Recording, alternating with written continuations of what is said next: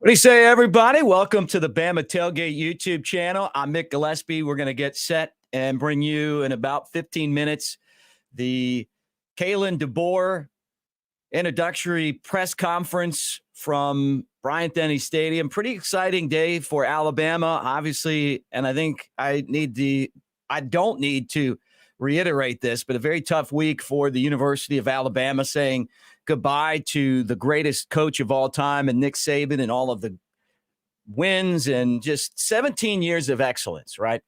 But Greg Byrne went out and he found the best possible candidate to replace Nick Saban. The Alabama community right now trying to kind of wrap their heads around it with me that we don't have Nick Saban anymore. Now we have Kalen DeBoer. So we're going to hear from DeBoer, but let's get this thing started. Make sure that if you're not part of what we're doing here, you like and subscribe. Today's show is brought to you by newlifeart.com. Use the promo code Bama Tailgate. Let's get this party started.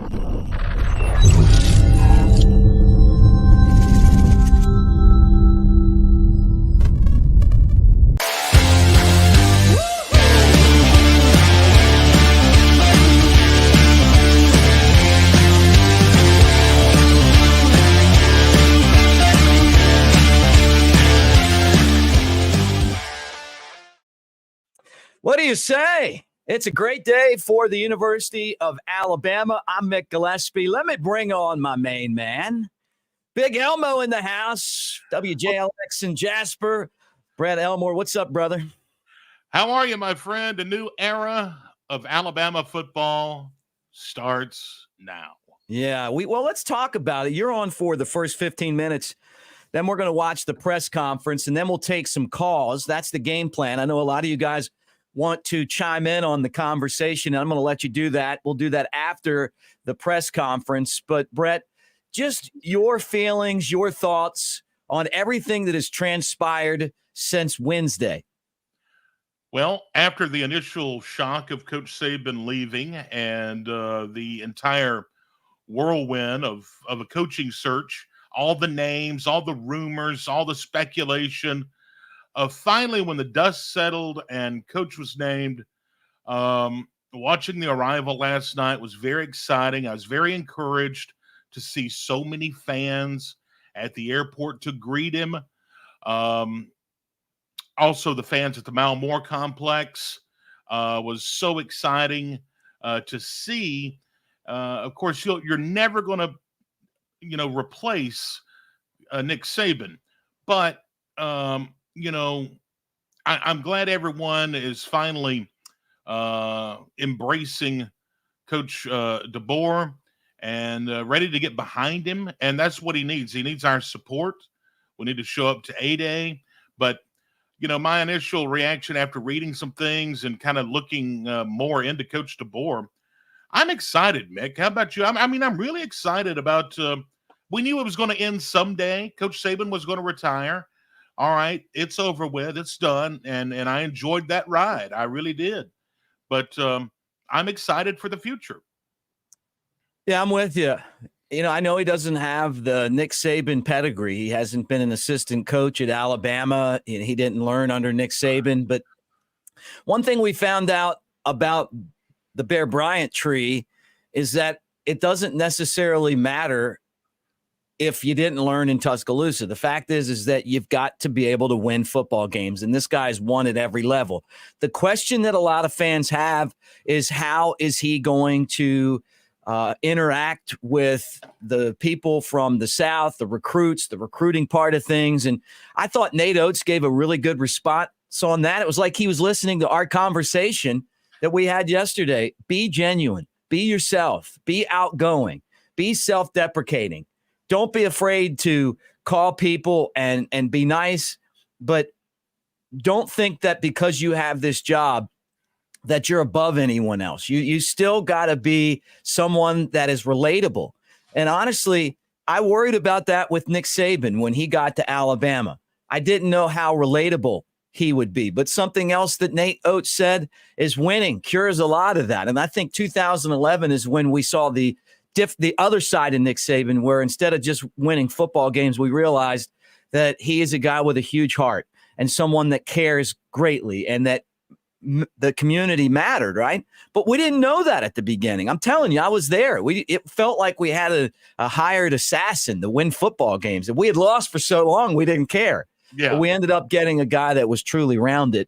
And I think that for Coach DeBoer, the sooner he gets to that point, the better off he'll be. That's right. And you see him on the screen there greeting the fans and giving the fist bumps through the gate. And that had to make him feel good, and his family. I think he has a couple of daughters. One of them's a really good softball player too. So she may be coming to the university too to help with the softball team. But that had to make them feel good and welcome. And I would love to been a fly on the wall there in the complex. His reaction to just the facility and then meeting with the players. I would love to know what he told the players, and he got right to work last night a little after 9:00. Yeah, had a players only meeting. From what I understand, it went over well. And the thing that he has in common with these guys is they both lost in the college football playoff, and their goal is to get back and win the whole damn thing. And I think that we can all get behind that. He's got a track record of moving the football. You wondered about some of the decommitments and transfers and guys in the transfer portal. Well, after they heard him talk yesterday, and then all they got to do is go find some of the players that have played for him and listen to what those guys have to say. He's got a couple of wide receivers that could be in the first round of the NFL draft. Obviously, Michael Penix is going to be drafted. This is a guy who brings in a track record of success, and it goes all the way from his days in NAIA football, where he won 3 championships at Sioux Falls. Winners are winners, Brett. That's the bottom line. Well, that's what I was going to say. It doesn't matter what level you do it at.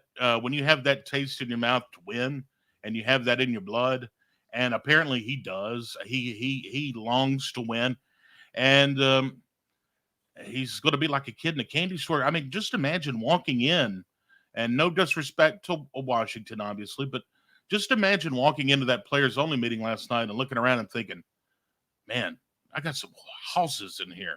Yeah. It's like, I have got to convince everyone to stay and let's get to work. And with this team right here, I can do some really big things and really build upon. I had a conversation today with Chris Lowe from ESPN, and one of the questions that I did ask him was the future for Nick Saban. And it looks like Nick Saban is going to be involved, fundraising, making appearances. He's going to help where needed with the athletic department. He'll be obviously taking some time away from his family. He'll be on TV. You'll see him there. And also he'll try to work to unify college football, kind of be an advocate for the game. All of those things are exciting for Nick Saban at the University of Alabama and then the world of college football. We had Nick Saban for 17 years, and he was amazing. The world of college football needs Nick Saban because it is a mess right now. And I got to tell you, if there's one guy, if there's one sheriff, Brett, that could come into the Wild West and try to bring some law, it's definitely Sheriff Saban. Yeah, and he is respected amongst his peers, and yeah, you're absolutely right. And it's sort of like we kind of thought that's probably when it did end, it would probably end this way. Probably go do some game day, probably stay on in some sort of role there at the university, and all that's coming to fruition. And to have him stay on campus with an office and doing some work there in Tuscaloosa, that's huge for this program because we've lost him on the sidelines after 17 years, but he's still there. And if there's anyone that I would want in my corner in college football, it's Nick Saban. And that's huge. I don't ever remember a situation like this, Brett, where a coach leaves and then sticks around to help the next coach. Now, I got to be honest. I wasn't around back in the days of Bear Bryant handing it over to Ray Perkins, who was a good transfer. I mean, Ray Perkins, an Alabama guy, and a lot of his success in the NFL and understood college, was an assistant and all that stuff, fit the bill. But I just don't remember in recent times seeing a situation like this where you have an iconic coach who is going to be there to kind of help through the transition. And the one thing that I know is that Nick Saban's not a hangers-on. I mean, he's not going to be there making DeBoer feel like, hey, I can't get rid of this guy. I think when he realizes that the job's done, he's going to be out, and that's going to be that. But the fact that we have him here, needing to kind of keep this team together, needing to keep this number 2 early signing class together, needing to get guys like Ryan Williams from Saraland back on board again. It's great to have Nick Saban as part of that. Yeah, and of course, you see these memes and stuff of Saban looking over his shoulder and everything. If there's one person in this world who always wanted to have total control of their program and understood, it was Nick Saban. And he's going to respect Coach DeBoer,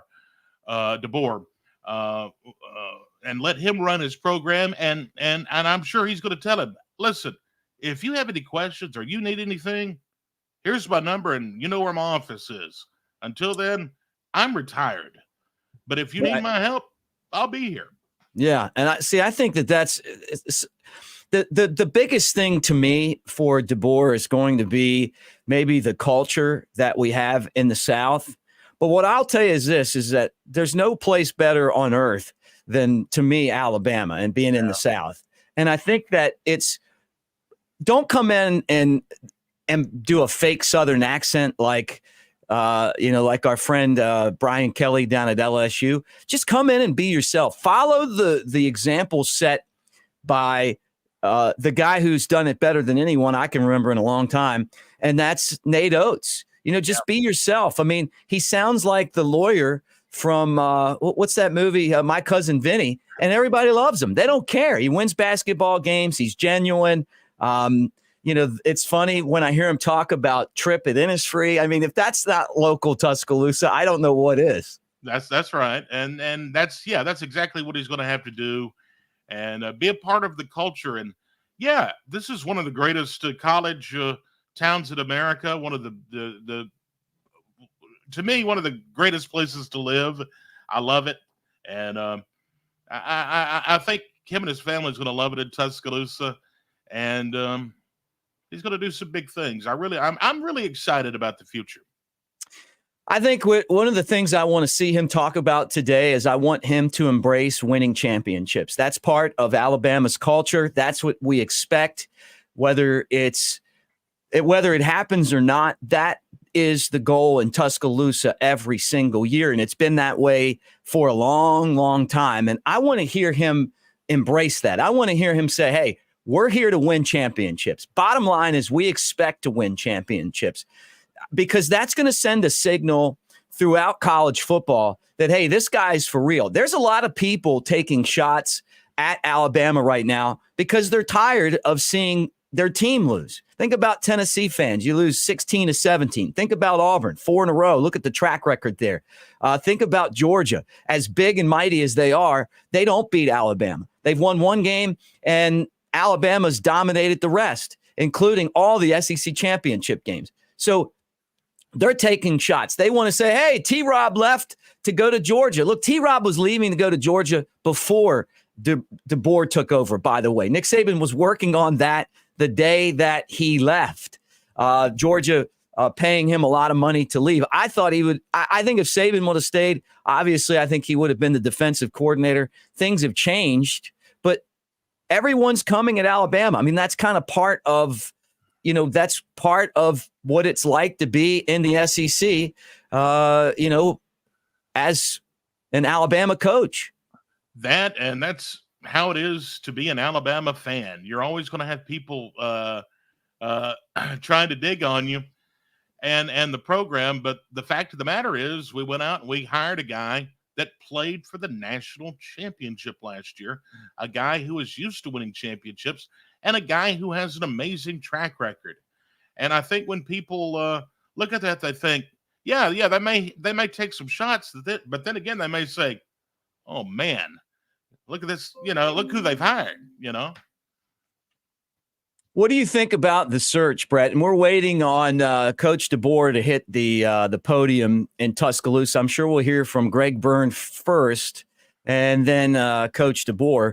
But waiting on that right now, as I'm sure there's a lot going on in Tuscaloosa, but we'll have that here shortly. What did you think of the search that was done by Greg Byrne and the end result?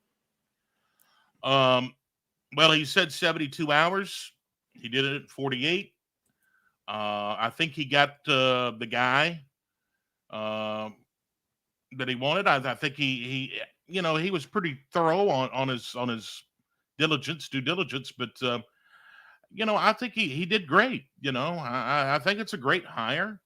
And like I said, to hire a coach at the University of Alabama, in 48 hours, we remember how daunting it was when we finally got Coach Saban. But to replace the greatest to have ever done it, those are big shoes to fill. And a lot of folks are, let's be honest, a lot of folks may be intimidated by being the guy who followed the man. But DeBoer is not. So yeah, well, you see they're in the zone right now at Bryant-Denny Stadium, beautifully set up. You can see the ferns. You can see the iconic Alabama football helmet. And look, I want to address this guy right here on the chat because I know you're probably a Georgia fan. Yeah, here you go right here. Hey, let me tell you something, pal. It's not over yet.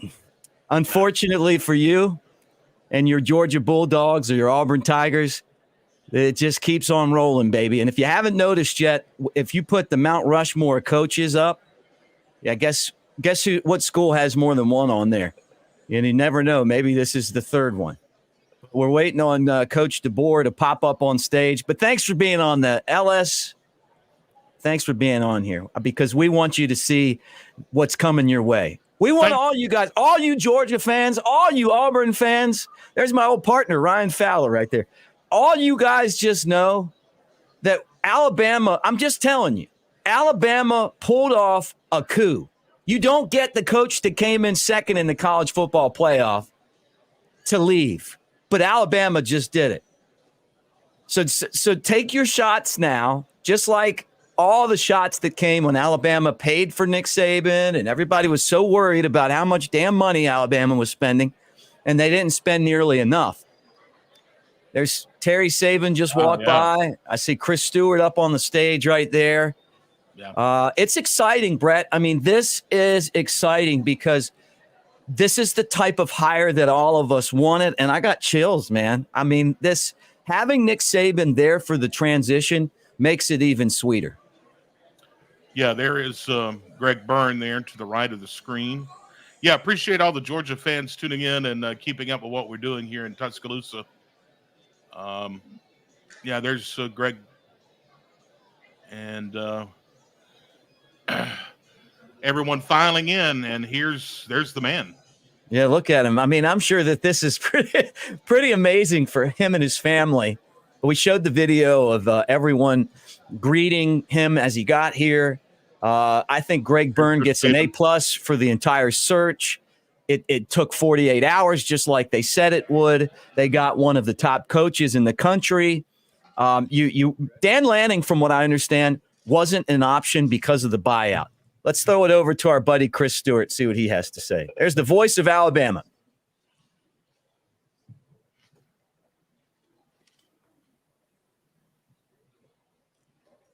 Good afternoon, ladies and gentlemen. Welcome you to this beautiful and historic day at the University of Alabama. It's not surprising that the DeBoers were given such an incredible greeting at the airport yesterday, and from Alabama fans all throughout the course of the morning as well. But we're so glad you're here, and we look forward to learning more about you very soon. At this time, it's my honor to introduce the president of the University of Alabama. Please welcome Dr. Stuart Bell.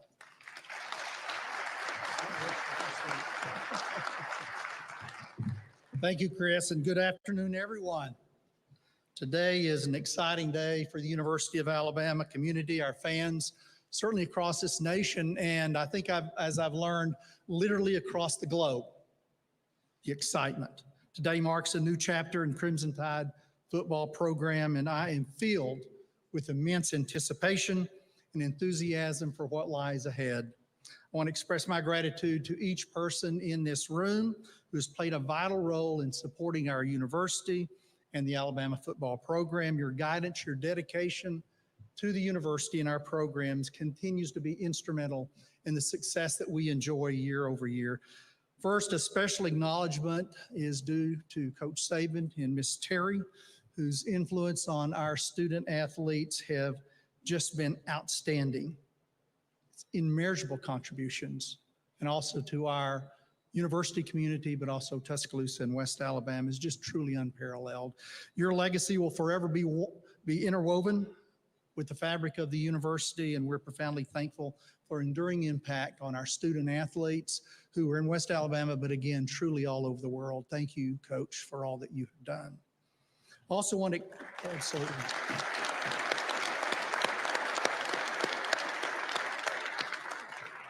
I also want to express my appreciation to Athletic Director Greg Byrne, whose leadership and hard work, and I don't think hard work really captures the last few days, but he has been instrumental in identifying the right person, the perfect person to lead our football program forward, to develop our student athletes, and to represent our university. Greg, thank you for all you've done.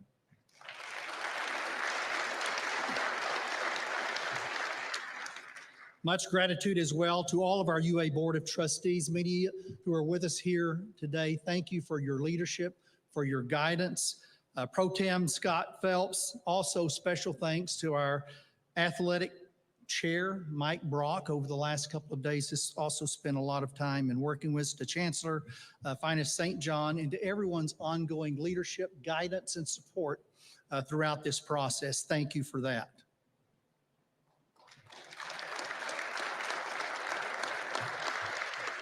So as we embark on this next exciting chapter, I am truly thrilled for the future of the Crimson Tide.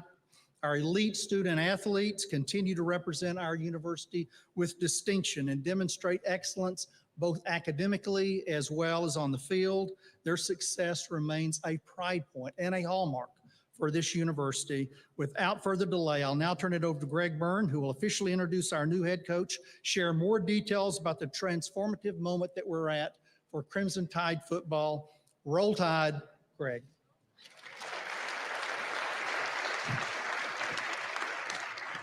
Thank you, Dr. Bell. This is an exciting day for the University of Alabama as we welcome Kalen DeBoer as our 28th head football coach.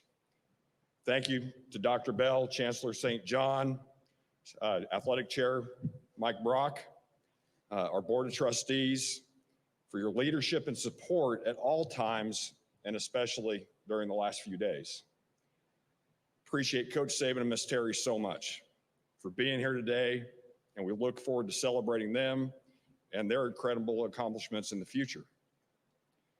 When I met with the team the other day after Coach announced his retirement, I asked them to give us 72 hours to help find our next head coach. I received a text from a friend shortly thereafter that said, every coaching search day feels like the equivalent of 7 days. When you're in the middle of it, there's some truth to that. Even with that, we were able to hire Coach DeBoer in 49 hours. Regina and I want to thank her for all of her support during this. We had a great conversation with Coach DeBoer and Nicole in Seattle just 2 days ago. And from there, I knew he was the right choice for the Crimson Tide. Simply put, Coach DeBoer is a winner. In his 9 seasons as a head coach, he's 104-12. He went 25-3 in his 2 seasons at Washington after taking over a challenging situation. As we know and watched, he just led the Huskies to the 2024 College Football Playoff National Championship game. Washington won the 2023 Pac-12 Championship. They recorded the most wins in a season in Washington program history with 14 last year. He won 6 of the 8 National Coach of the Year awards in 2023 and is back-to-back Pac-12 Coach of the Year award winner. In his last 2 years, his teams went 10-1 against ranked opponents. The list goes on and on. He's a ball coach. Impressive as those accolades are, what stands out equally as much are his relationships off the field and the way he cares about his players. One of the many things I felt responsibility for in the search was to make sure we had someone who cared for our kids just as much as Coach and Miss Terry did. And at the end of the day, when we're hiring a coach, I ask a simple question because I got to keep it pretty simple for myself. Is this someone I would want my son to play for? The answer for Coach DeBoer is absolutely. We're thrilled to welcome Kalen, his wife Nicole, his daughters Alexis and Avery, here today as we introduce the next head football coach of the University of Alabama, Kalen DeBoer.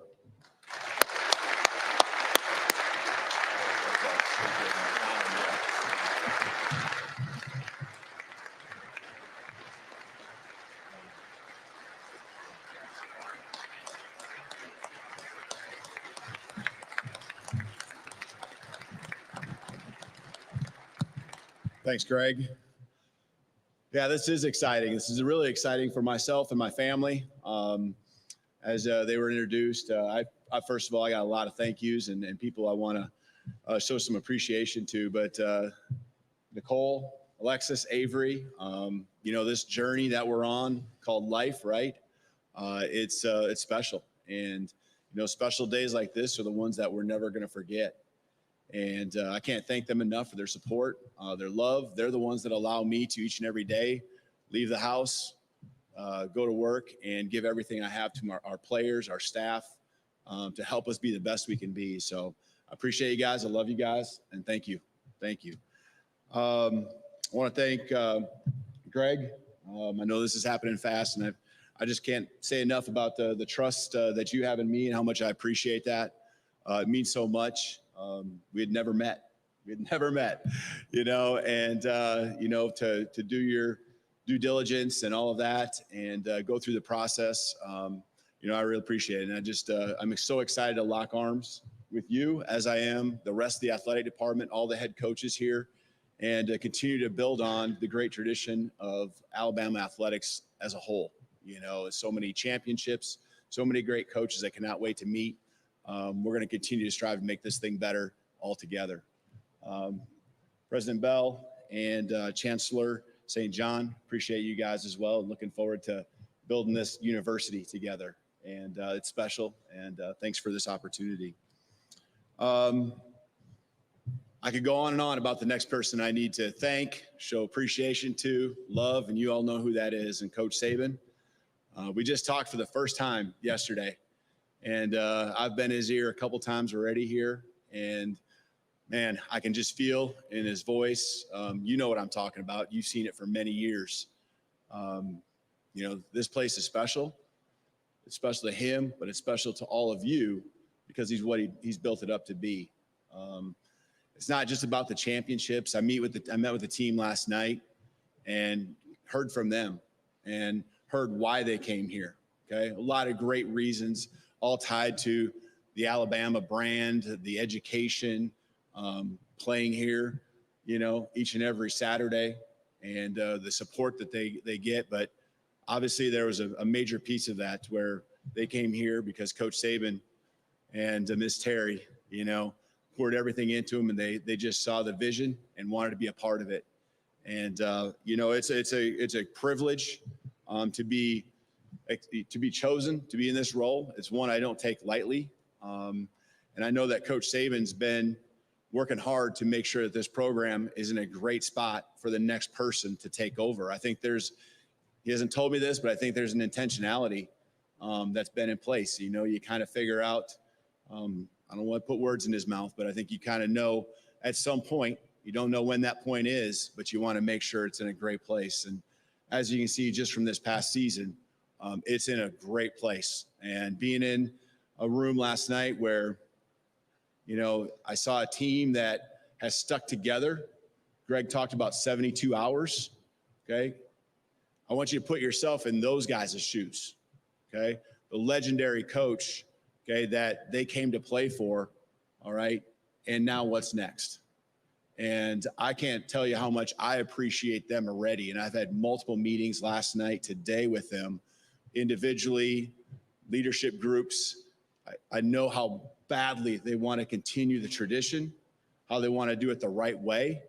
And them just getting to know me here in just a few hours, it's been a blast. And I can't wait for the journey that lies ahead. But Coach Saban, thank you for all you've done, for laying the foundation for myself and the rest of this staff that we'll hire and these players to continue to build on everything you've done here. So thank you.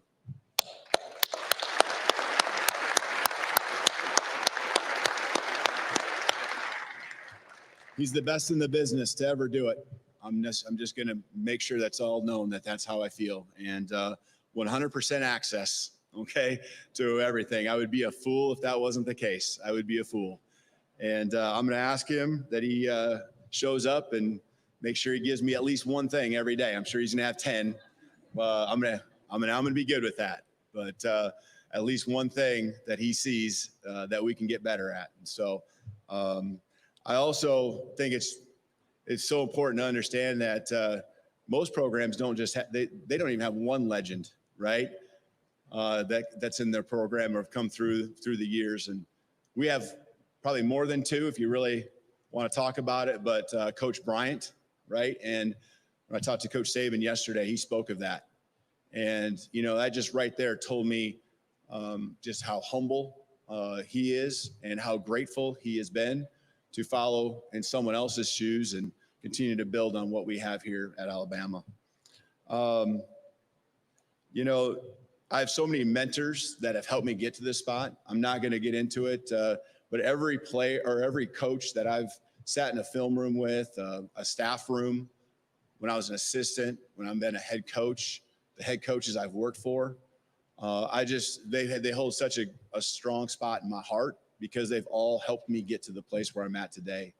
And I'll get into the players and what I want to see out of them and how we want them to grow while they're here at Alabama. But I also want to make sure that the coaches that I continue to have the privilege to work with each and every day, each and every year, that they understand the commitment I have to them to help them meet their aspirations and goals. Many of them want to be coordinators, many of them want to be head coaches, and I'm looking forward to that journey for them.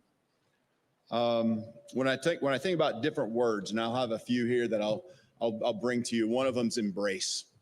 And I think you get the sense that embracing the tradition and embracing the athletic department is something that's very special to me. I also want you to know that you as a community, everyone here, I can't wait for my family and I to embrace you and, you know, feel that same thing back to us. I know that that will be the case. I don't have to look much past last night when we flew in and the welcome and the reception that was there. It was so awesome. It was not overwhelming, but it was very close to it. And I appreciate that.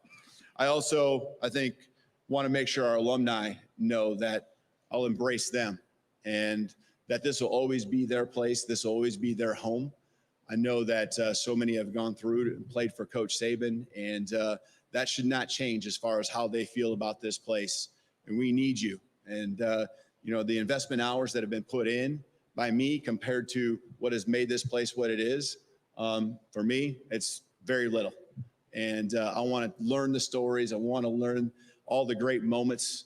I know many of them. I've watched from afar, but I know there's so many behind the scenes and things that are just important to the tradition and the alumni, and can't wait to have you here and hear all your great stories along the way. But, you know, I just want to reiterate my excitement. And, you know, people ask, I've already asked, like, why would you go to Alabama? Why? Well, I think there's a lot of really obvious answers, right? And I've touched on that. When it comes to tradition and the history of the program, it's second to none, okay? And when I look at places that I want to be, it's about winning championships. And that's an expectation that I cannot wait and accept as a privilege to try to uphold, winning SEC championships, winning national championships. That's expectation, and a love and an interest that I've always had and a passion that I'll have, and looking forward to carry on with our players, our staff, and all of you here as we go through these years ahead. The resources, the facilities, everything that can be here to support our players, our staff. That's my role as a head coach, is to provide that atmosphere, that environment. And when you have resources like we have here at Alabama, it makes my job easier, okay? And looking forward to utilizing and showing off these resources to those that want to be wearing the crimson. A belief of mine when it comes to just athletics is that it brings people together. Again, last night, right? People coming together, and in a much bigger fashion in this beautiful stadium here behind you, bringing people together, bringing a community together. I'm learning about the enrollment of the university and how it's grown, and that's, I know, a credit to what the football program has done, but also to everyone else, buying into the philosophical beliefs of this great university. But when it comes to bringing people together, that is a passion of mine. There's something special about, being a head coach and the investment that goes into trying to make all the different pieces fit, having the right people in those places. And these facilities are awesome, but it's the people that make the place special. It truly is. And I felt that, and I've heard that from Greg as we talk, that you here, you all, you have made this special. And it's not just about these beautiful resources, these beautiful facilities. So I'm looking forward to getting to know each and every one of you. I think alignment is important. So when we're talking about, why Alabama, alignment from president on through to Greg, to the head coach, and on down, I just think that the alignment and, just everything that we're all trying to accomplish together in locking arms and fighting the same fight that we all want, and knowing that our passions are all the same, that alignment is critical. And the programs and the universities and all the different sport teams that have success, there's usually some sort of alignment. And we certainly have that here on a very strong level at Alabama, and I'm 100% convinced of that. When it comes to our goals, I shared with you, it's to win the SEC and a national championship. But how are we going to do that? We're going to do that with class. We're going to do it with integrity, okay, with academic excellence. And that is my job, to make sure we uphold the standard that has been set here at Alabama and continue to build on that. When it's about winning, it's also about a culture. And I will share with our guys that as we already have here a culture that is contagious, and you'll hear me say that many times, I cannot wait to add to that, continue to make it to where you can feel through the TV screen when someone's watching a game how hard our guys play and how much they love each other and care for each other and how badly they want to win for all of you. And, the culture will be contagious, and more people, just as it's been, will want to continue to be a part of this. And the last piece, when it comes to developing players athletically, academically, socially, and even spiritually, okay, and that being our focus as a staff, we, in the end, want to make sure that we're building better men. We want to build better men because someday, okay, football will be over, okay? Someday, real life will hit you in the face. And building better men, and this time that we're going through, this phase in their life, it is one of the most influential that they will have. And it is a privilege, it is an honor to be someone in a position that can have that influence. And I don't take that lightly, and I will surround myself with a staff that will be great husbands, great fathers, great people, provide a template for our great players that come through here to understand what it looks like to be a man. And that's an awesome goal. Our staff will have a lot of attributes and qualities, and that will definitely be one of them. And so, developing athletically, academically, socially, and spiritually. What's next? As we build our team, last night, just got to hear from some guys. Wasn't a lot of questions, especially as a whole team, but you break off into the little segments, and then they start talking, and that's what I want to hear. I want to hear what makes this place special.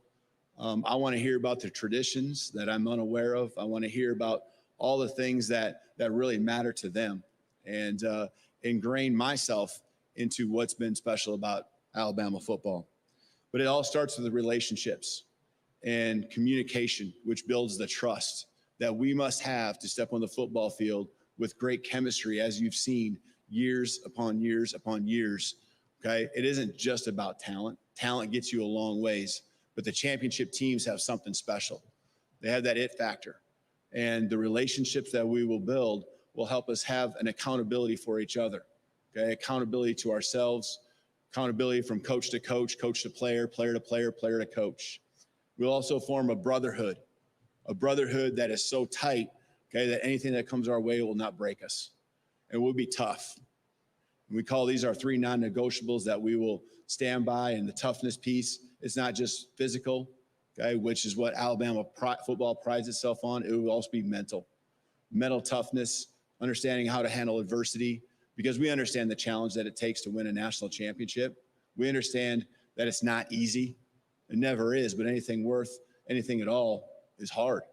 And we're looking forward to that journey and to those challenges. When it comes to a style of football, I don't know what you've seen about how we've played, but obviously playing hard is a big piece of it. But what we try to do, it's always going to be around our personnel.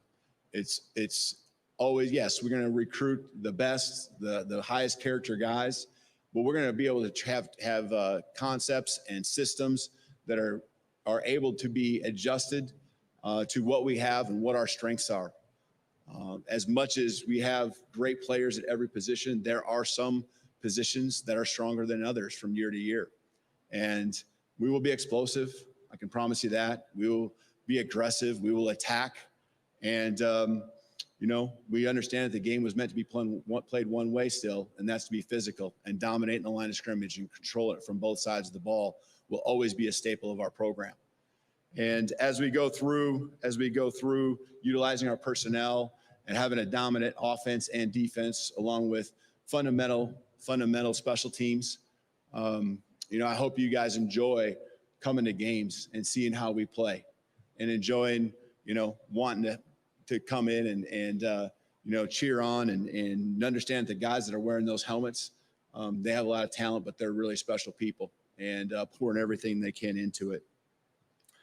When it comes to recruiting, and I can go on and on about how we will recruit, I understand it's the lifeblood of our program, and we can have great coaches, but the guys on the field are the ones that make the plays. And a relentless attitude, starting with first and foremost myself, and then leading to our staff.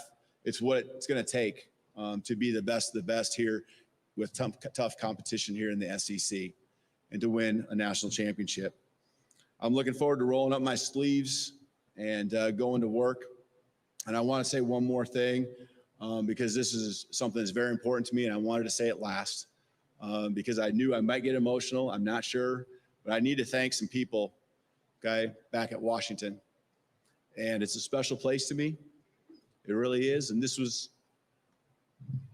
one of the few places, maybe the only place, that I would have ever left to come coach at, because I understand what Alabama football is all about. And those guys that I sat in front of a room yesterday, I know what they're going through, because I saw the same thing less than 24 hours ago. And I just want to tell everyone, because I know they're watching, I just want to tell you guys I love you. I will miss you. And, I want nothing but the best for everyone back there. And the journey of the last 2 years have been special.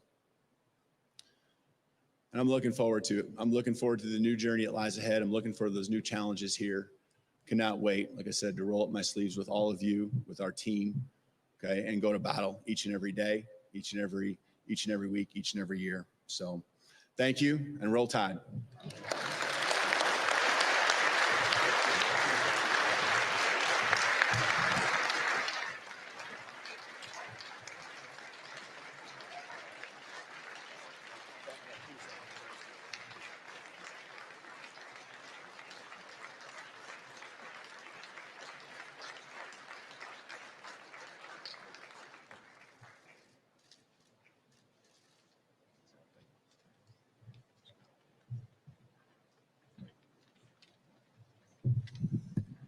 We were all waiting on it, and you didn't disappoint. You got the roll tight end, Coach. Great job. Fantastic.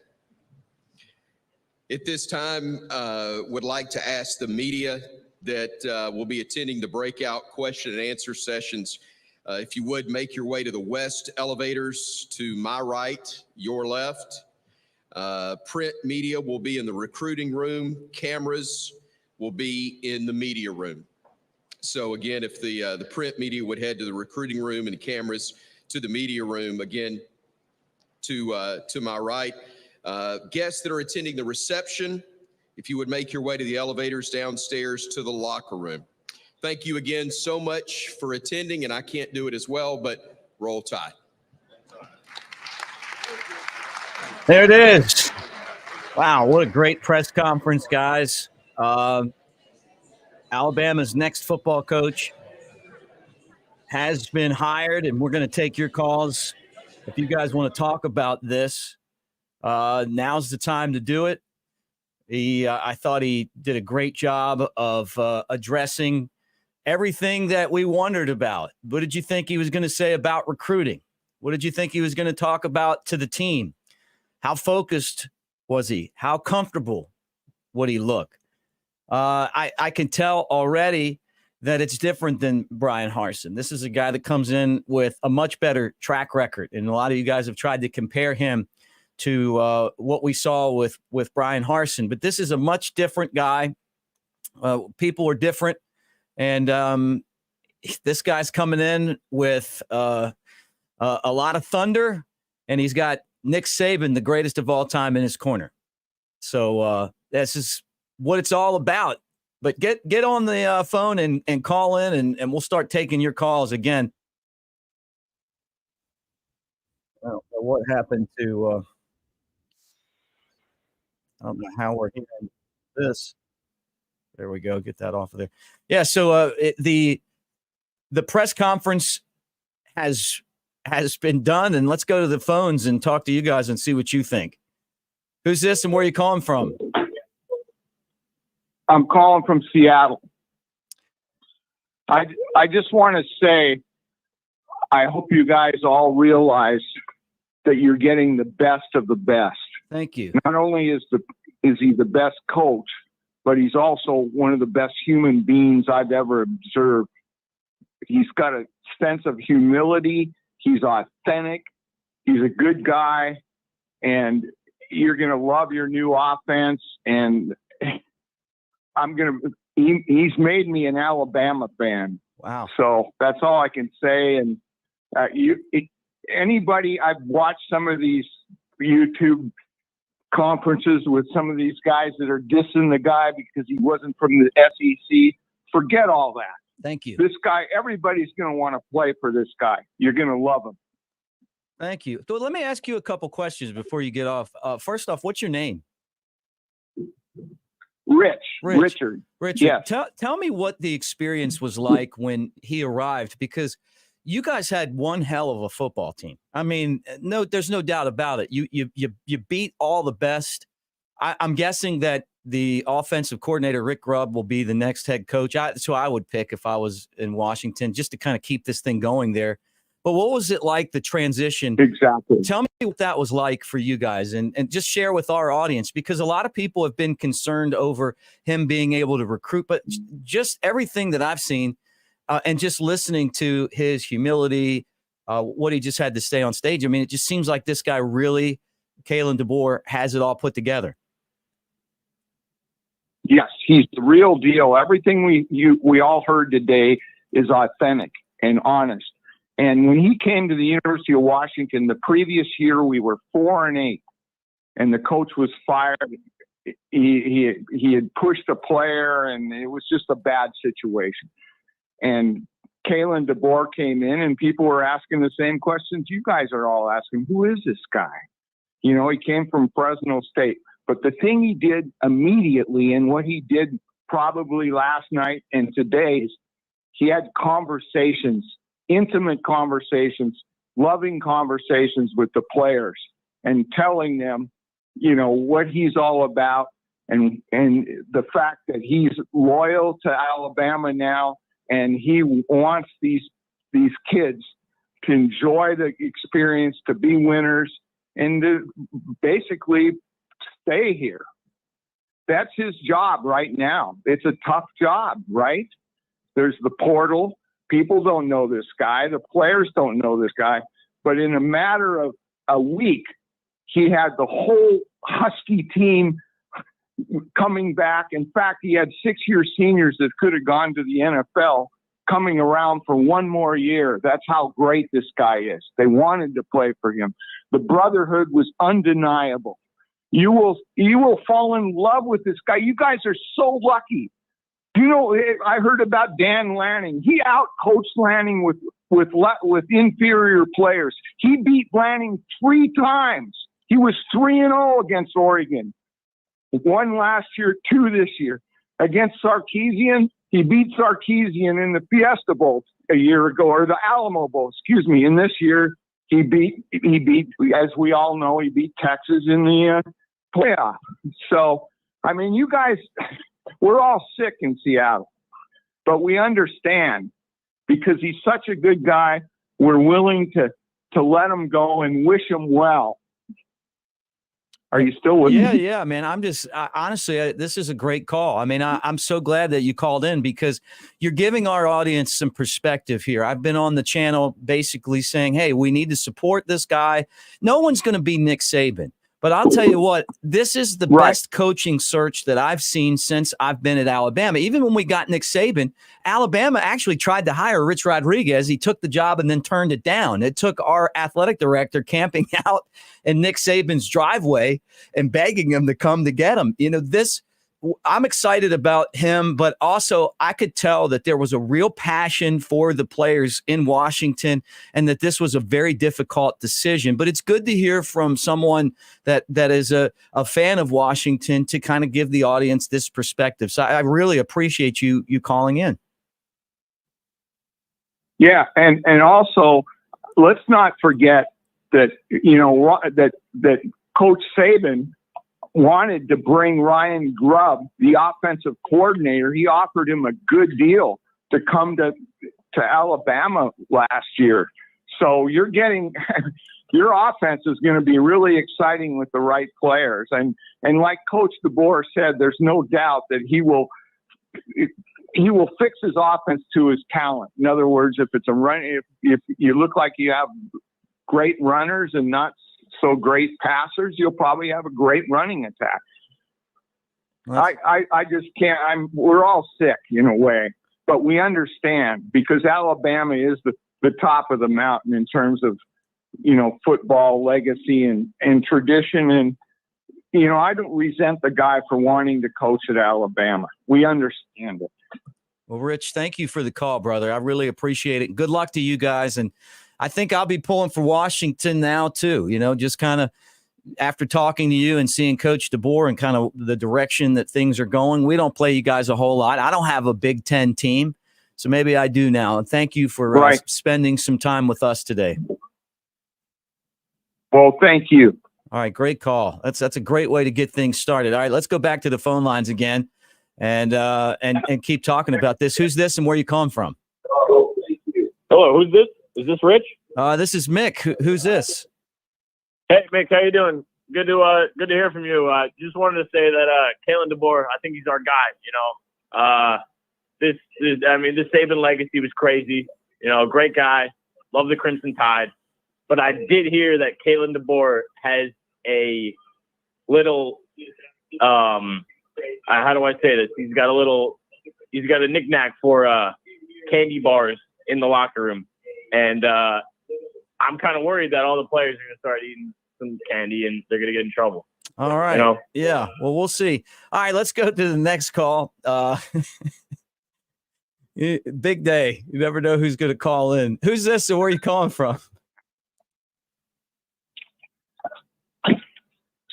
Mick, you there? Yeah. Mick, Steven, Pensacola. Steven, Pensacola. What's up, brother? What do you think? Man, I'm stoked. Mick, let me tell you how things just are meant to happen. I called, right? And you said take calls. I called. I knew I was the first caller. I hung up. And the guy that was going to tell us the most about our new coach was first in line. I know. How crazy is that? Nobody can beat this call from this guy. Well, Stephen, we were picking your call up. We were picking your call up and you were gone. I know. It just was meant to happen, man. I don't know why I hung up. I said, wait, hold on. And it just happened, brother. So I'm glad he called. I'm glad he's listening to your station and supporting you.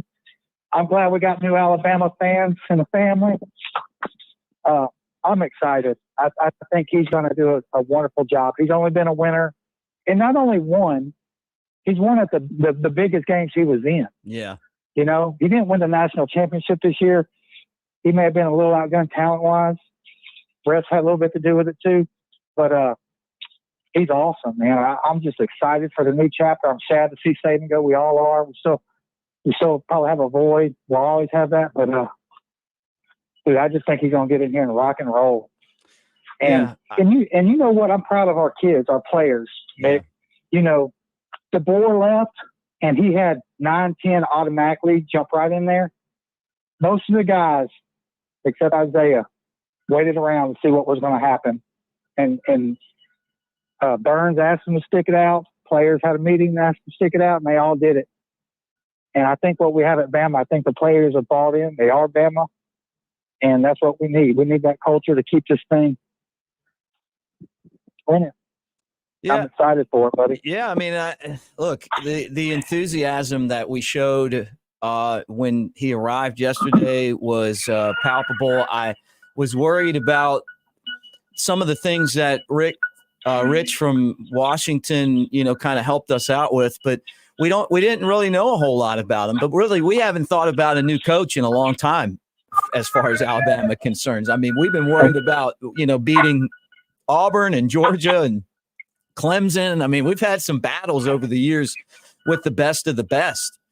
And there's some great coaches and there's some great programs. But to go out and get a guy at this caliber in the prime of his career to step in for Nick Saban is really amazing. He's the right guy at the right time. And him talking about recruiting, I know that's the thing that a lot of us are worried about. This guy's going to go in the homes and he's going to win over families. He's going to win over players. He's going to win over high school coaches. And we know and he does too. That's where a lot of this starts. I believe it. But how about Rich saying, hey, Oregon, think about the NIL that Oregon has. Think about the tradition that Oregon has. And Dan Lanning, who I don't think was even a candidate for the job because of his buyout. I mean, I'm sure Alabama would have hired him, or would have considered him. But the buyout was so high that you're looking at, okay, and then you go, wait a second, this guy beat Dan Lanning 3 straight times with less talent.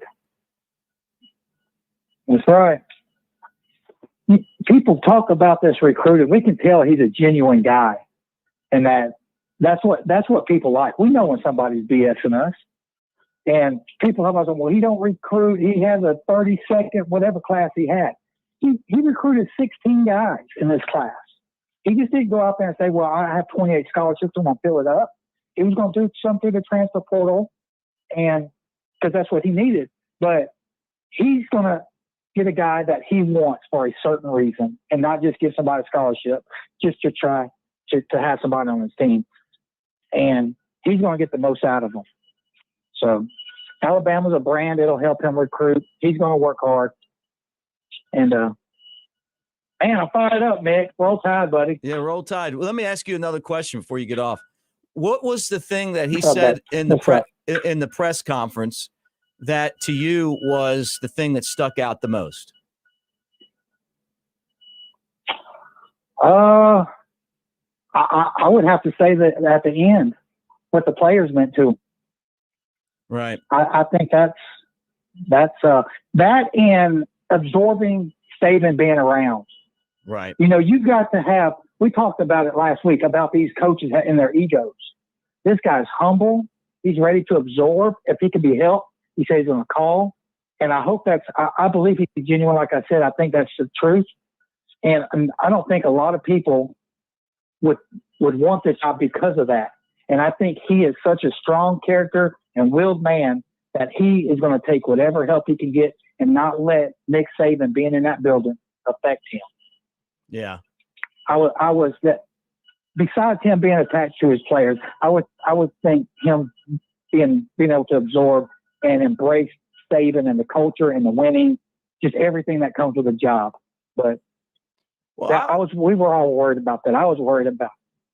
Yeah, I think we all were. The thing that I wanted. What was yours? Well, I wanted to hear him say he had to embrace winning, because that's something to me that you can't come to Alabama and say, you know what, we just want to have a good season.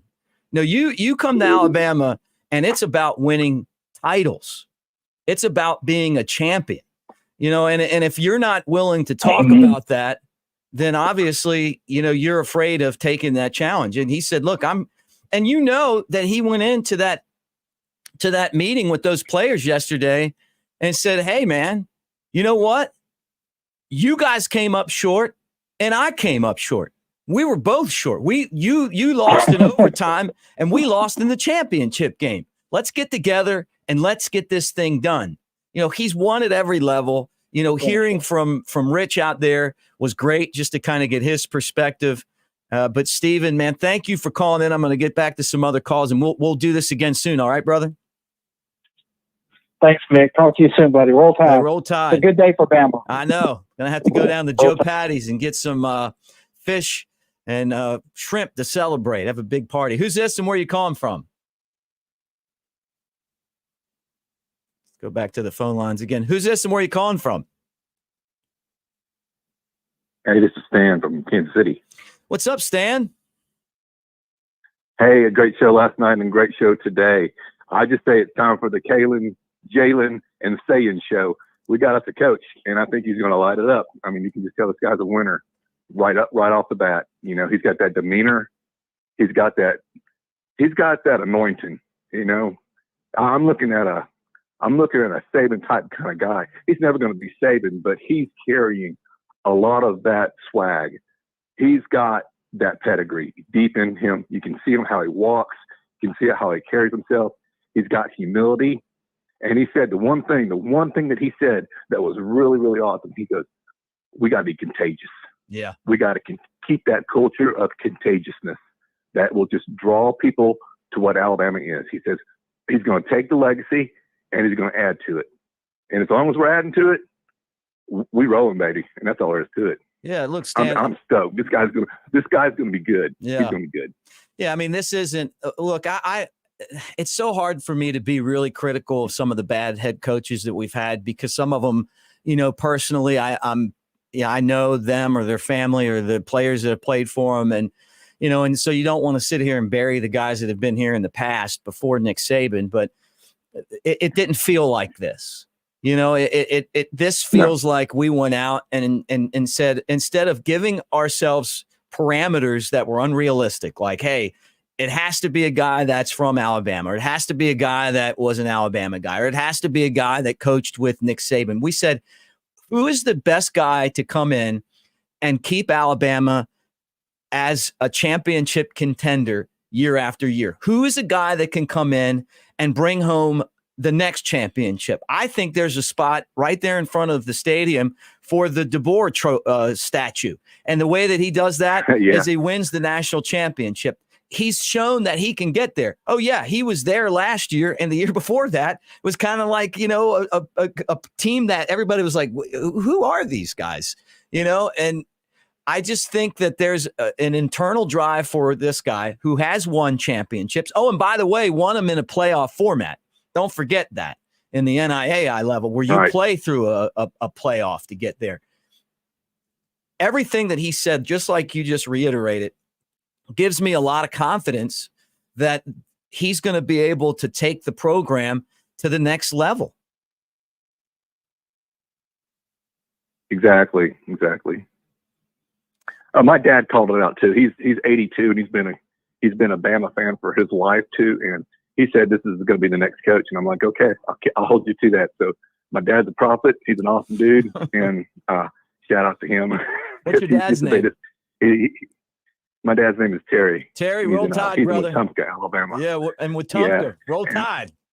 Yeah, we're from Prattville originally, so And I watched Roman Harper earlier, and Roman seems to think that this guy's got got some goodness to him too. So you know how it is. We're good to go here. I'm ready for him to do his thing, and I'm just really excited. It's good to be Bama. It's really good to be Bama today. Hey, Roll Tide. Well, great to talk to you. Thank you, Mick. You do a great job, man. You're awesome. Thank you, man. Roll Tide, and don't freeze today because it's pretty damn Oh, cold. Yeah. Dang straight it is. All right. Nothing like Sweet Home Alabama, though. But we'll be there. We'll be there in a couple months. All right. We'll catch you, man. Let's grab a beer, man. Roll All Tide. Right.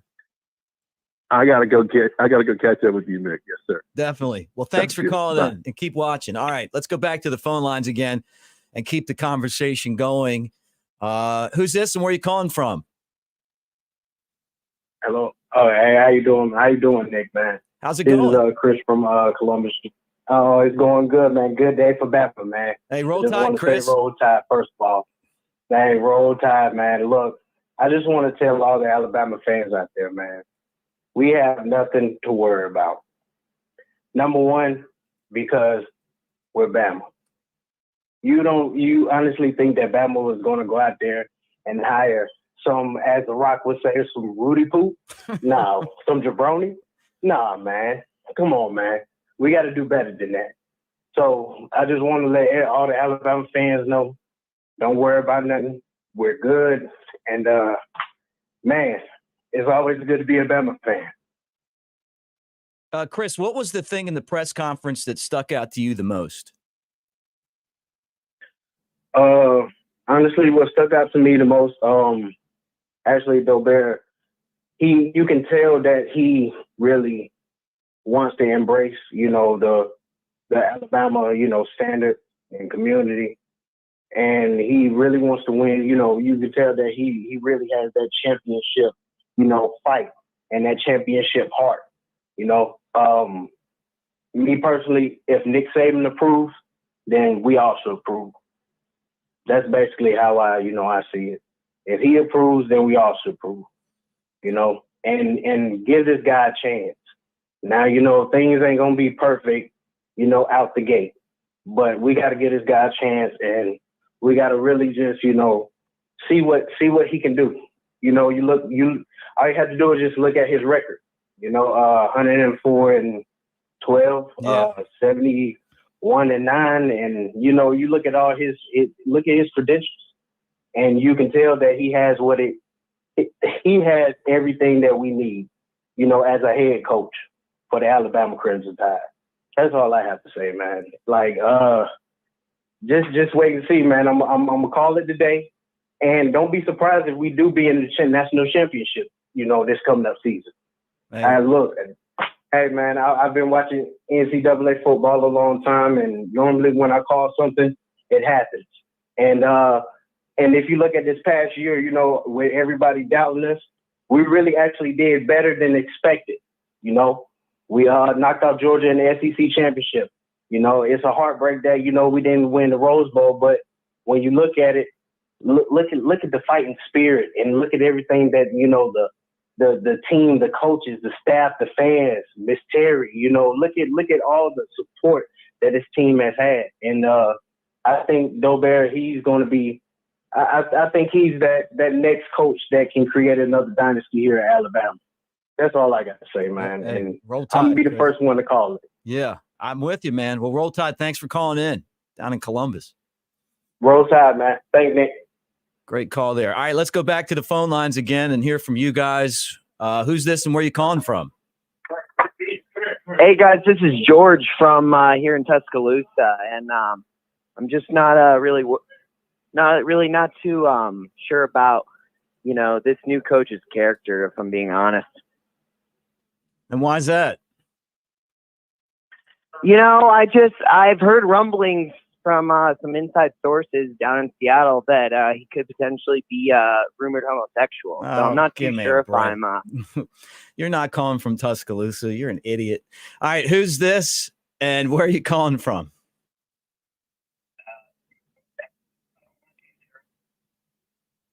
Who's this? Yeah, this is Donnie from Vincent, Alabama. What's up, Donnie?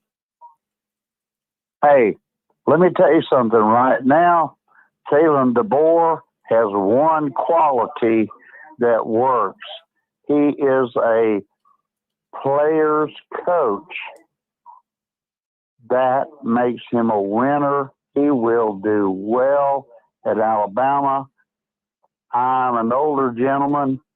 I've been watching Alabama football, been a fan for many, many years. This man has all of the qualities. He will win the team over, and he will do very well because he is a player's coach. Right. And that's all I have to say about it. He is. I've been a lifelong Alabama fan. There's crimson blood flows through my veins. He will do well. He was the one I wanted from day one. You know? Yeah. He is the man. He will do well at the University of Alabama. I'm with you. I mean, I feel the same way. And you lived through all of these bad coaching hires that we had before Saban. You remember the searches. Everybody would talk about this guy, and then it would go on, and then we didn't get that guy. And then it would be another guy, and then we didn't get that guy. Do you remember some of those searches going on for weeks and the debacle that it was? And then, the team not wanting to play for the guy that they got. This is different. I mean, this is a guy that's a proven winner, but I thought, okay, what's he going to say when he gets up in front of everybody? What's his game plan? What's his demeanor? How is he going to come off to recruits and to the team, to the community? And I thought he nailed all of those things. Well, I'm 68 years old. I remember Bear Bryant. I was there during the Bear Bryant. I was there during the lean years. But I am telling you, this Greg Byrne made the right hire. It was a home run for this university. I'm telling you, this guy is a player's coach. That is the key, and that's exactly what Nick Saban was. How do you think Nick Saban and Coach DeBoer are going to work together? Do you have any kind of idea? How do you think that's going to transpire here, especially between now and kickoff of the first game? Not a problem at all. It's always great. He is very blessed to have Nick Saban right there. But, I don't think he needs it that much. He is a winner. He's a winner. Yeah, and I think that's the most important thing that we want in Tuscaloosa. And that's what's going to keep everyone happy. I mean, when you win, people gravitate to you. And I mean, this guy comes in, and you could just tell by the things that he said that's his expectations. Well, we have to, as Bama fans, be all in. And I'm all in. I can remember listening to Alabama football on the radio before TV and everything. I remember I remember all the good years. And all I got to say is, Coach DeBoer, roll Tide. Hey, thank you so much, Donnie. And roll Tide right back at you, my friend. Thank you so much. All right, let's go back to the phone lines again and keep talking about the conversation, the new head coach in Tuscaloosa, and and what that means to Alabama. Who's this, and where are you calling from? This is Kenneth from Charlotte, North Carolina. What's up, Kenneth? How you doing? And a big roll tide to all Bama Nation. Thank you for having the show today.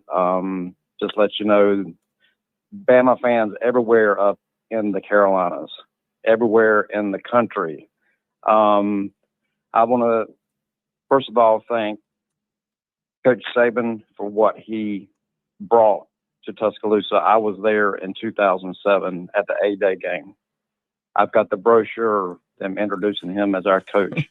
I was there before Coach Saban got there when we lost to the Vols. No, me at too. Neyland Ugh. with Coach Shula. And it was a, as you mentioned in the other calls, it was kind of a desperation time, since before that, since we won a championship 91 with Stallings. And I was there in the excitement when Saban came, and we filled the stadium up at A-Day game. Yep. In 2007. I went to the next year to the A-Day game, and I traveled from Charlotte to Tuscaloosa for games. So his legacy will never be tarnished, and we love Coach Saban and Miss Terry, and we appreciate them beyond words. And but I welcome this coach.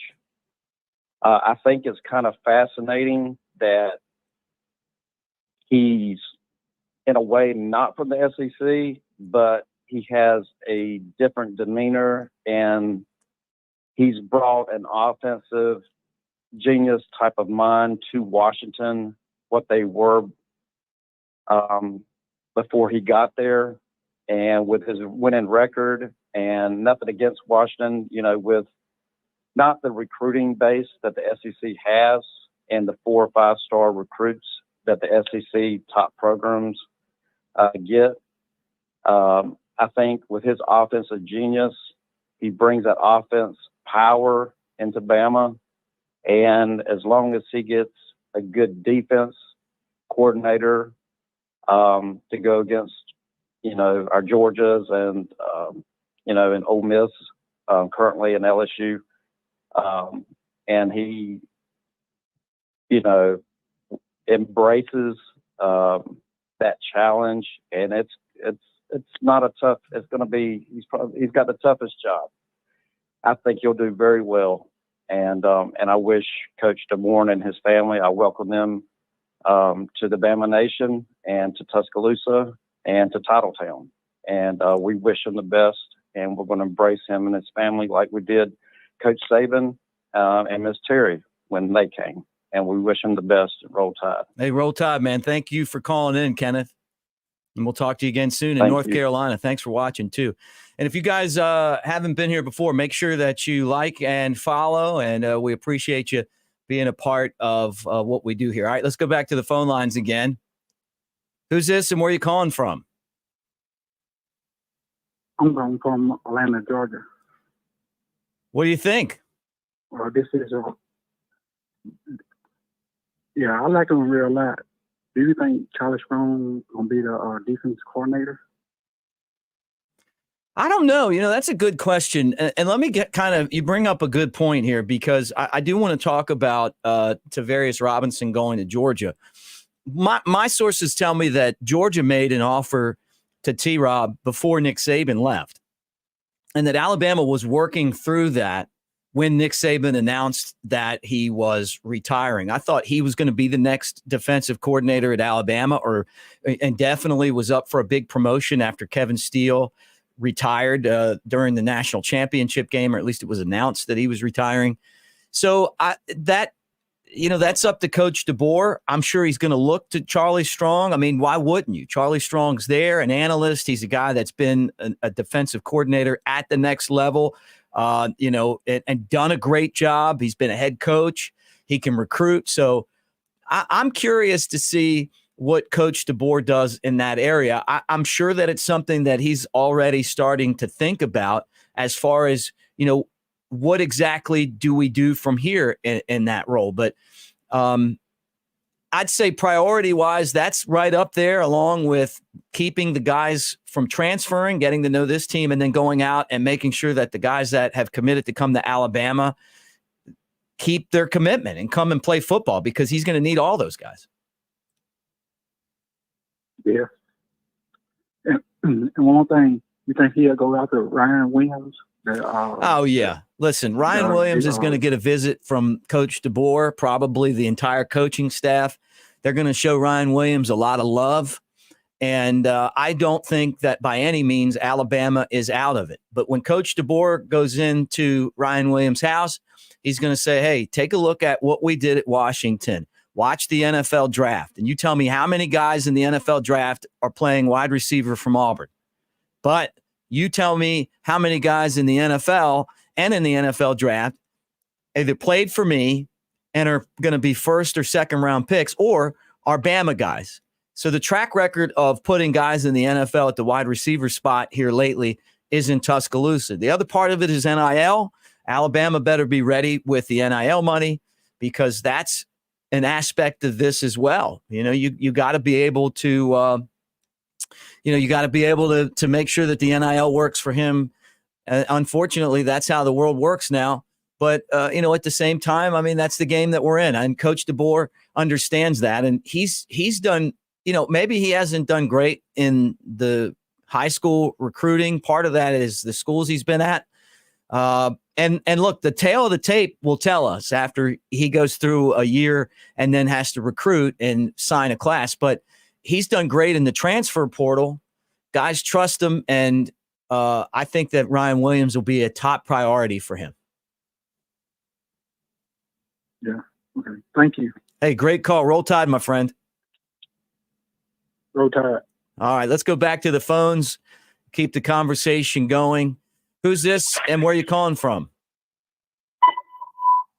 Hey, brother, this is Michael Wilson from Morgantown, West Virginia. How you doing? Hey, what's up there in Morgantown? Nothing much, man. Just love talking college football, and I'm just ready to time out.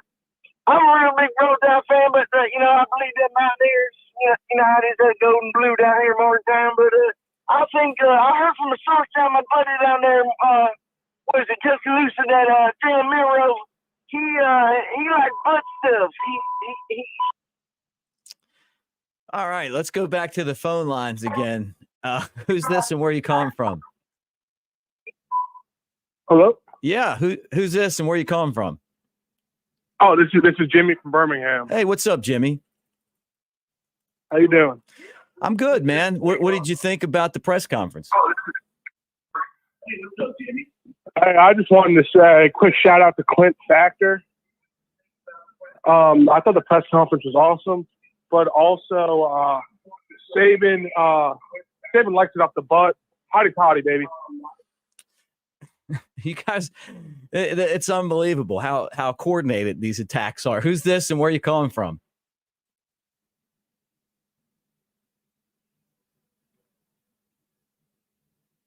All right. Well, look, call in if you want to talk about football. Obviously, the pranksters are out there today, but what we're seeing is that Alabama has put Coach DeBoer on the podium. We got a good look at what he's kind of all about. He talked about being successful and wanting to win a national championship, and I got to feel that he's the right guy for the job. All right, let's go back to the phone lines one more time.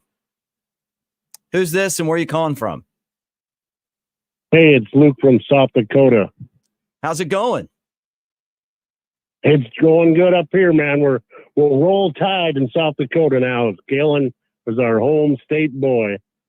Yeah, you got probably one of the most caring, loving, compassionate coaches you'll ever see in any level of football. I'm going to tell you that right now. And just at every level he's been at, he's succeeded.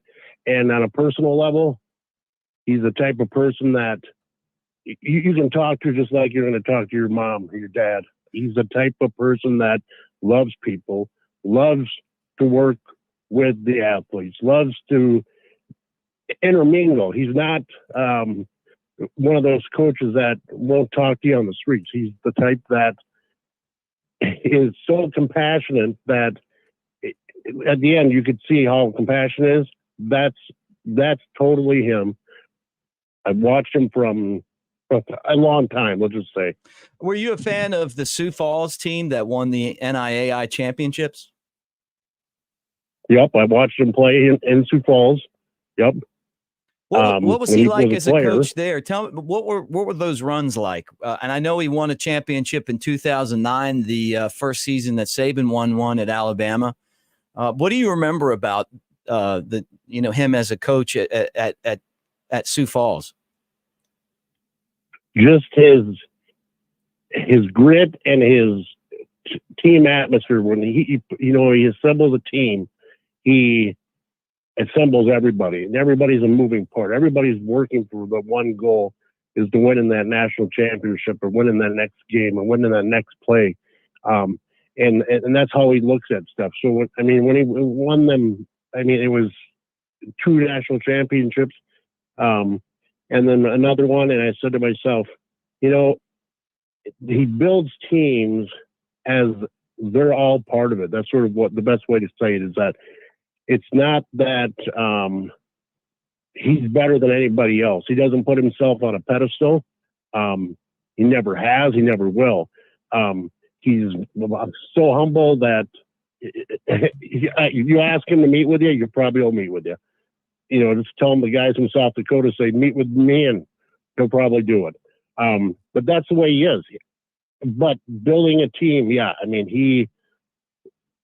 just the structure and getting the right coaches and getting the, coaches that have been there in Alabama. I think a lot of them coaches are probably going to be there. I totally believe it. And then he's probably going to filter more coaches in also that has been around him.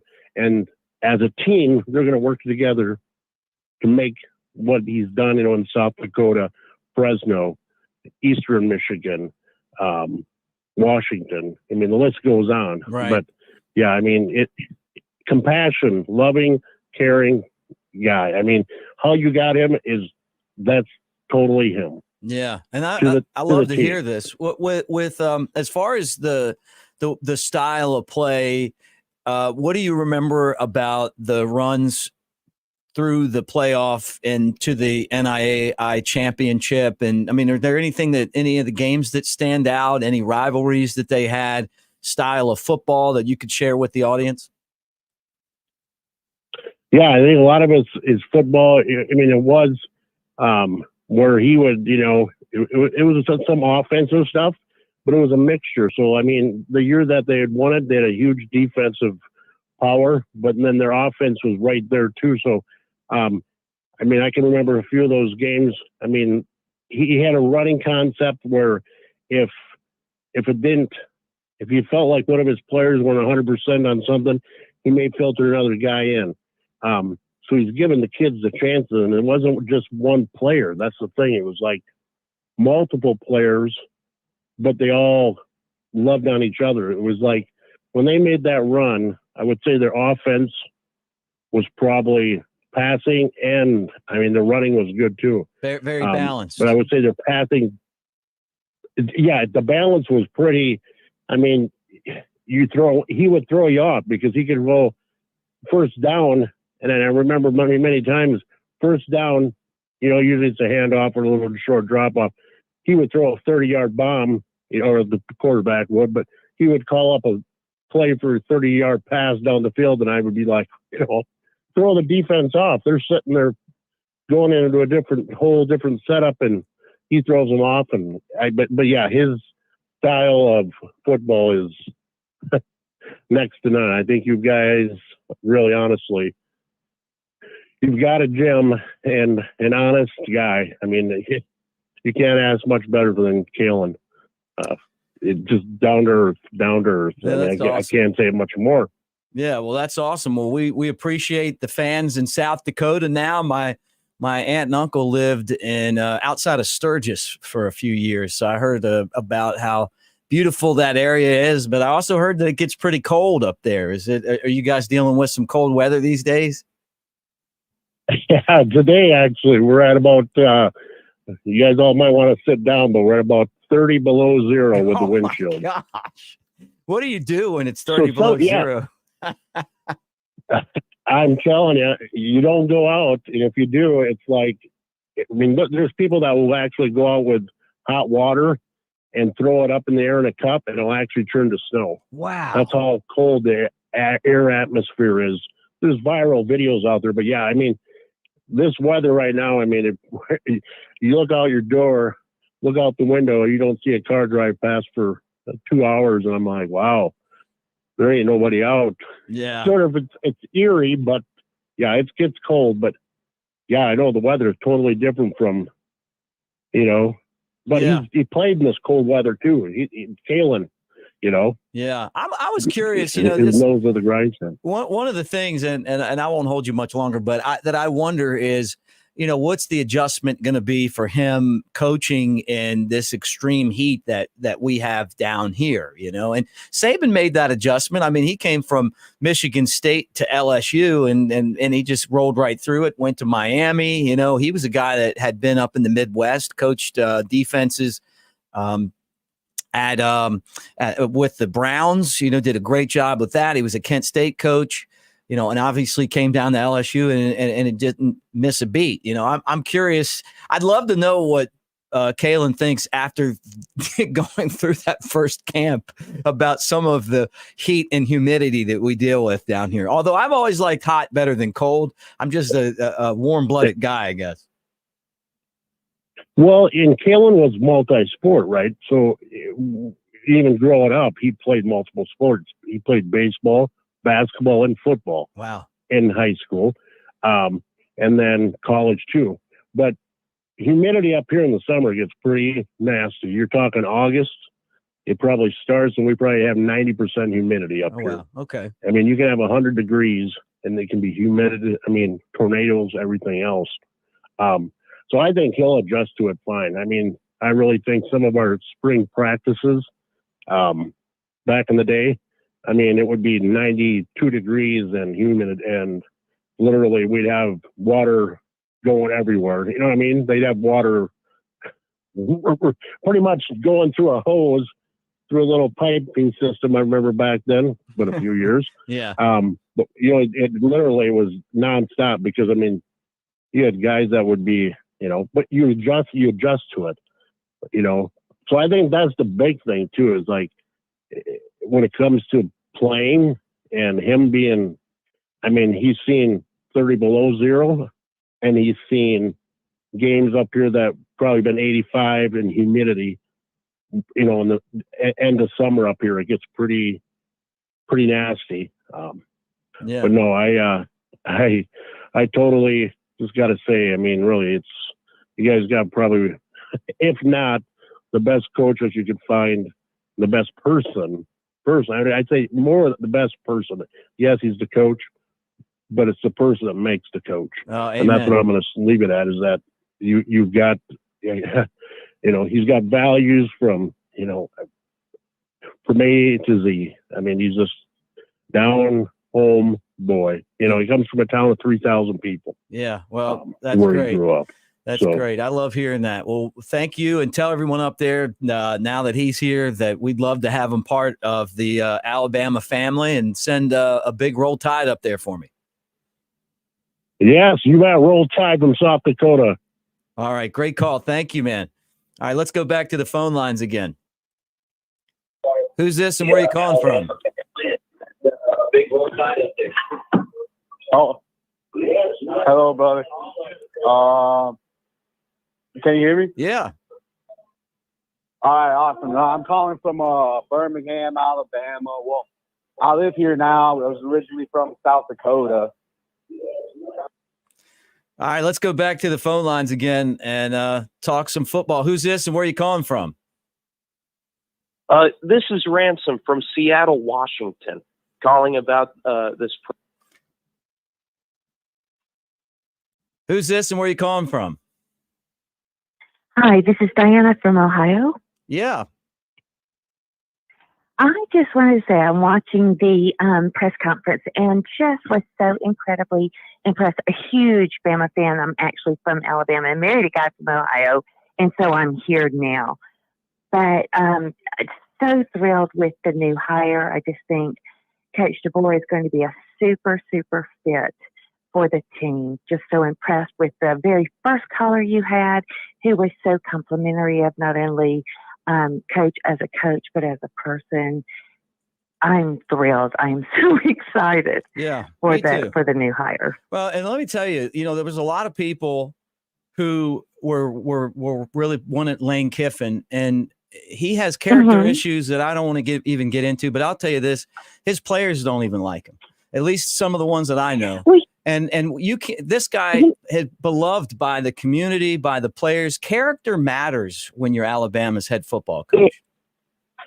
It absolutely does. My sister and I were talking this morning about it. And, she said, I just hope that this guy is a good person. Coach Saban and Miss Terry has such a legacy of being good people and helping the community. And, I said, everything I've heard, I heard Greg McElroy, a little bit of his, opinion about this. And he was just so impressed with how open Coach DeBoer was and how what a genuinely good guy he seemed to be. So it was just, I could not be happier. I mean, my husband called me and said, "Hey, you lost your coach." And I was like, didn't want to believe it. My brain did not want to. How depressing was that, Diane? I mean, think about the week that we've had emotionally. I mean, I didn't sleep the night after Coach Saban left. I mean, that night I just went back and I thought about the 17 years and the great experiences. And honestly, for me, it was being out after the tornadoes in 2011 and being with the football program and going out on the golf carts and helping in the community and seeing Nick Saban and his family and Terry, all the things that they had done to help and bring everyone back together.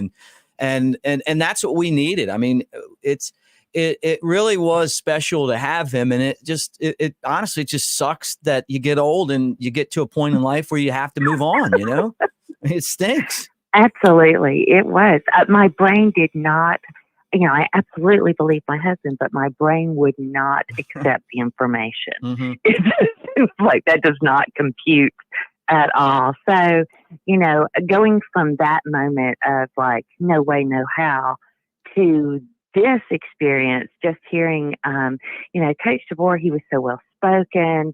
I was so impressed with what he said about embracing the championship. I really love that. It's a big part of our culture and our community, and it's a must. I love the fact that he spoke not only about developing the men's character, but also their spiritual well-being, which is such a, it's a necessary factor in everything that we do, not just football. So it was just all around just so positive. Just genuine. I got the feel that he was genuine. That this is who I am. I never felt like, and people want to compare. People, are worried about replacing Nick Saban, and they worry about someone that's not from the South getting the culture.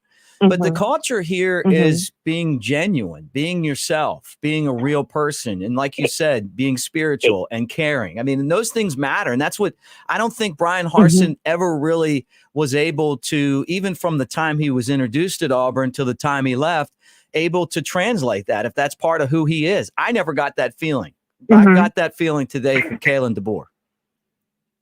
Absolutely. Absolutely. Thanks so much for the show and for taking my call. I really appreciate it. And roll tide. Hey, roll tide. Great call from Ohio, Diane. All right. Let's go back to the phone lines again and keep on talking about Alabama. Who's this and where are you calling from? Yes, my name's David. I'm calling from Southern Illinois. How's it going? And I just like to know if Isaiah Bond's going to stay with Alabama. I hope he does. And I think the coach that we got, the new one, I believe he's going to be a good one because Worston was a pretty good team. And I just think that I'd like to know. You might want to just turn that down a little bit, David. You'll be able to hear better. But yeah, look, well, turn down your radio or your computer. So, and I'm going to address the Isaiah Bond, and then we'll kind of talk a little bit more. But I don't think that just because you enter the transfer portal means that you're leaving. I think that Isaiah Bond jumped in there. He's probably being pulled by coaches from other schools. And that used to be unethical, but that's kind of how things are right now. I think that Kalen DeBoer coming in and having a track record of putting, top-notch wide receivers into the NFL, getting wide receivers the ball. I'm guessing, and I haven't looked at the stats, but my guess is that there's probably at least 2 players on Washington's team this year that had better statistics than Isaiah Bond did at Alabama, which if I was Coach DeBoer, I'd say, hey, this is where we see you going next. The football's coming your way even more than it did last year. And Isaiah Bond to me is the next go-to wide receiver. But at the same time, David, as much as we want him to stay, no player is bigger than Alabama. And if he signed a pact with Nick Saban but didn't sign it with Alabama and wants to go somewhere else, then there's a bunch of other guys that can catch footballs too. Washington proved that with their team this year. I hope he stays, but Alabama's not going to be held hostage by any of the players. I don't know that's the situation here, but I'm just telling you. The bottom line is that I understand you get that. But, yeah, so what did you think about what he said in the press conference and what stood out to you today? I think Coach is I think he's the real deal. I really believe that. And I think Saban was probably happy who they got. Well, he signed off on him or he wouldn't be there. Yeah. Well, let me ask you this. What do you think about the running back, Richard Young? You think he's going to do something here in the next couple of years? Yes. Well, that's why Roydell Williams transferred and why Jace McClellan went to the NFL and could have came back is that Richard Young and Justice Haynes and Jam Miller, it's their I love him. Yeah, it's their time now. Those guys are ready to be the next stars of the ground game, and you can use 3 running backs. I mean, we know that. Yeah, I love Haynes. Yeah, I think Justin Haynes is going to be another one of the super running backs of Alabama. I really believe that. I do too. How did you? Tell you something. One more thing I got to say. I just want to give a shout out to that kicker that played for Alabama this last year, the one that broke all the records. Oh, Will Reichard. To me, he's a real deal, man. I would love to meet him because I think he is so cool. Yeah, that he guy was is something else. Money. He was absolutely. Yeah, thank you, sir, and have a good day. Hey, thank you so much. Calling All from right. Illinois, man. All Roll right. Tide to you. Hey, love the conversation, guys. It's been a lot of fun. We've been on here for an hour and about 45 minutes. And appreciate all of you guys as Alabama has named Kalen DeBoer the head coach. He's been introduced. He had his press conference, and I thought he hit a grand slam today. I really do. I felt like that he had to go in there and win over the Alabama community. I mean, the guy did so well that fans from other teams are going, man, we thought we had killed the dynasty in Alabama, and you can just tell that they know that it's not going anywhere, and character matters. And that's why he's here. And that's why maybe another coach isn't, is because it matters what the players think about the guy, how they're treated. Are they, are guys are the coaches being honest? This guy has a track record of character, of winning on the football field. I've put I'll put it back up again. I mean, when you're 104-12, I mean, that's a lot of winning, and then, in some of the places, these weren't sought after destinations. Fresno State has had success in pockets, but it's by no means a football powerhouse. Washington has had success at times over the years. They have a football tradition, but it's not the type of football tradition that is, consistent. I mean, they've had some great teams and they've had some great coaches, but when he took it over, it wasn't at that point. Here's a great super chat. Thank you, Mark. Sorry, I just got to this. Since Steve Sarkisian and Lane Kiffin declined the Alabama job, I hope the new Texas and Ole Miss into the ground. Okay. I don't know. Look, Mark, I don't know if you're being serious or not, but Lane Kiffin and Steve Sarkisian, unfortunately, didn't get offered the job. I think that they would have talked to Sark about it, but a big buyout, and he's pretty content in Texas. They lost to Alabama's new coach, by the way, just for reference here, back-to-back seasons. Alabama is all about winning championships. If you can count, Mark, there's 18 of them. Saban won 6, but that means if you do the math, there were a lot of championships before he got there. So Alabama expects to win, and that's one of the reasons why he's here. But Lane Kiffin wasn't interviewed for the job. Lane Kiffin wasn't on the radar for the job. Lane Kiffin wasn't a candidate for the Alabama job. And it's not because he can't coach. So that's the bottom line. Just to throw that out there for you. Go. If you don't believe me, go look at what Greg McElroy said. I guess I'm an Alabama insider because I've covered Alabama for a long time. And there was no chance that Joey Freshwater was ever going to be Alabama's head coach. That's it. So, I'm sorry that he was not offered the job. So, I appreciate the $5. It'll go to good use, but that's ridiculous. Putting together a football program is more than just winning. You want the guys that play for you to think that you care about them more than you care about you. And that wasn't what Lane Kiffin was all about. When Lane Kiffin got another job, he decided that job was more important than the job that he had.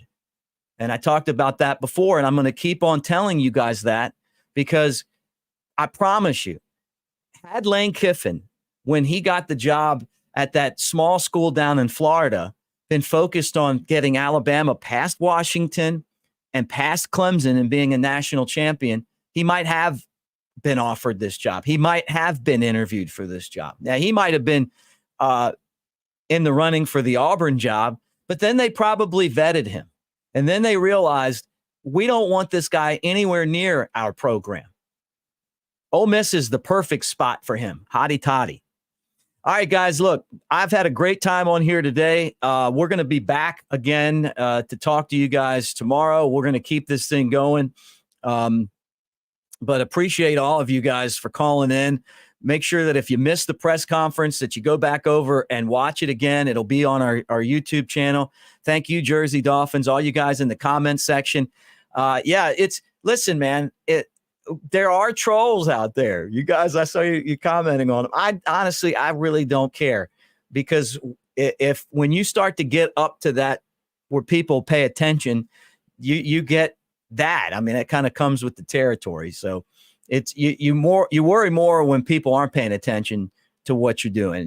When Alabama would make some of these hires in the past, and you're talking about a program that won 5 games and 6 games or 3 games or whatever it was. This isn't the situation. You're talking about handing over a program that has been to the college football playoff 8 times and has won 6 national championships since 2009 and is the class of college football. It's going to be fun to see how Kalen DeBoer matches up against some of the guys that I respect a lot, like Kirby Smart, who I think is a hell of a head coach. And I would have loved to have seen Alabama go and pay him out of Georgia and get him back in town. But that's not what's going to happen. That wasn't an option. So you look at, well, what's the next best option? Well, this is a great option right here. And I feel like this is the next best option as well. So yeah, check it out. As soon as this video, I'm about to end it, you can go back and watch the entire press conference right here. So just rewind back to the beginning and check it out. But guys, Roll Tide, thanks for hanging out with us, and we will talk to you again really soon. It's going to be exciting seeing who stays and who goes, and maybe even some guys transfer in that we don't expect. But it's the sun is still shining brightly on the University of Alabama. Roll Tide.